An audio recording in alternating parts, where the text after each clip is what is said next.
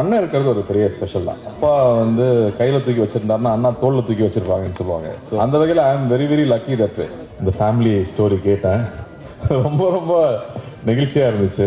ஏன்னா நான் வானத்தை போல படம் பார்த்த ஞாபகம் வந்துச்சு. அந்த படம் பார்க்கும்போது இப்படி இல்லாம இருப்பாங்க பிரதர்ஸ், என்னங்க ஓவரா இருக்குன்னு நினைச்சேன். உண்மையாவே அந்த அளவுக்கு ஓவரா ஒரு ஃபேமிலிங்கிறது, அதுவும் உண்மை கதை தான் அப்படின்னு தெரியுது. So happy for you guys. இப்போ அங்க அர்ச்சனா பேசும்போது சொன்னாங்க இல்லையா, when you are with cousins வந்து கசின்ஸ்ன்னு தோணாது, பிரதர் சிஸ்டர்ஸ் மாதிரி தான் இருக்கும். எனக்கும் அந்த மாதிரி தான். மேலகன்லாம் எடுத்ததுக்கு காரணமே வி குரோ அப் வித் கசின்ஸுங்கிறதுனால இட்ஸ் ஸ்பெஷல் பாண்ட். ஏன்னா ஒரு அண்ணன் இருக்கிறது ஒரு பெரிய ஸ்பெஷல் தான். இப்போ எல்லாருமே சிங்கிள் சில்ட்ரனா போயிட்டு இருக்காங்க, பட் அண்ணா இருக்கிறது ஒரு பெரிய விஷயம்.